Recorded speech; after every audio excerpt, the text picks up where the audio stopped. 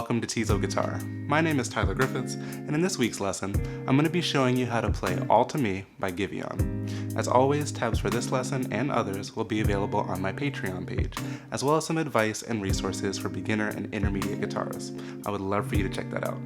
Anyway, you know what time it is, go ahead and grab your guitar, and let's get to it. Alright, so this song is mostly in the key of E flat major. And I say mostly because there's only 3 chords in the progression, and one of those chords is borrowed from outside the key. Let me show you those shapes now. The first chord is a C minor 9 on the 3rd fret, which sounds like this.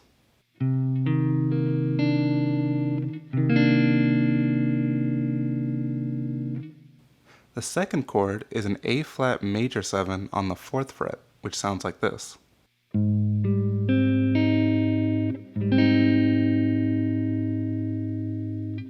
And the final chord is borrowed from the parallel minor. It's a D flat major 7 on the 4th fret, which sounds like this.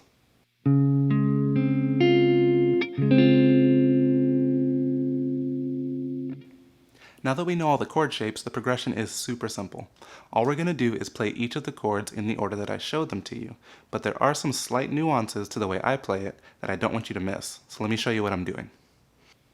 For most of the progression, I'm doing this kind of graduated strum, so I'm not plucking all the strings at the same time, like this. I'm actually slowly kind of rolling through the chord, starting with my thumb and going down to my other fingers. Can you hear that? It sounds a little bit nicer in my opinion. So, what we're doing is we're playing the C minor 9 first, and then we're going to pluck it again after we let it ring out for a little bit. We're going to pluck and then palm mute directly after. So, just like that, pluck and palm mute. Next we're going to go down to our A flat major 7. Basically do the same thing, roll through the chord and play it, let it ring out. And we're going to do the same thing on our D flat major 7. And then start it back over. So the whole thing.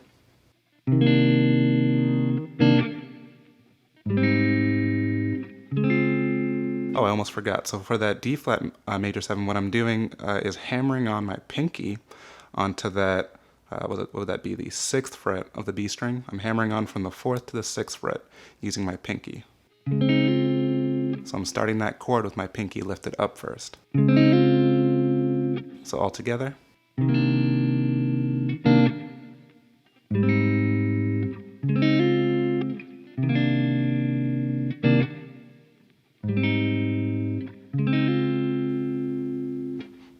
Pretty simple, nothing crazy going on there. If you were paying attention during the intro, however, you might have noticed I was using a few other shapes that I didn't show you how to play. And really what I'm doing there is I'm substituting chords that sound very close to the ones we learned, but have a certain different flavor that I think really sounds nice. So I'm going to go ahead and show you those chord shapes right now. Starting off, instead of the C minor 9, I like to swap in a C7 sus2 chord.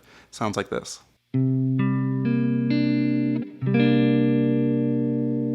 If you play them both, you'll hear they sound almost identical. But the C7 sus2 has a little bit of an advantage, because then we can play this hammer-on and pull-off on the 4th fret of the B string. I'm using my middle finger for that. So we can arpeggiate the chord and then add that hammer-on and pull-off. And kind of walk back. Just like that. For the A flat major 7, I like to modify that shape and add the 6th, so it sounds like this.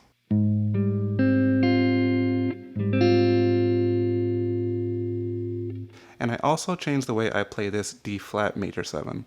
It's still the same chord tones, but I'm just modifying the way I'm holding it. So now it's more like this.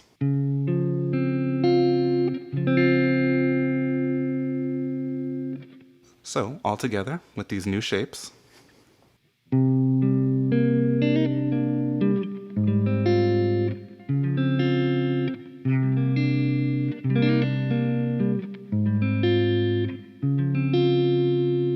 So on and so forth. And you can, alternate like I like to do. I'll start off playing the original chords. And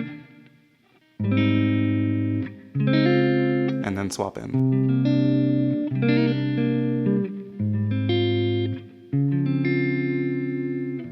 And that's all you need to know.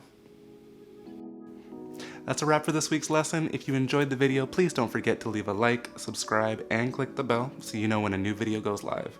And if you love this style of music and you're looking for more personalized instruction, I do offer private lessons on Zoom. Be sure to check out the description below for more details. Thank you so much for watching, and until next week, keep practicing, keep growing, and take care.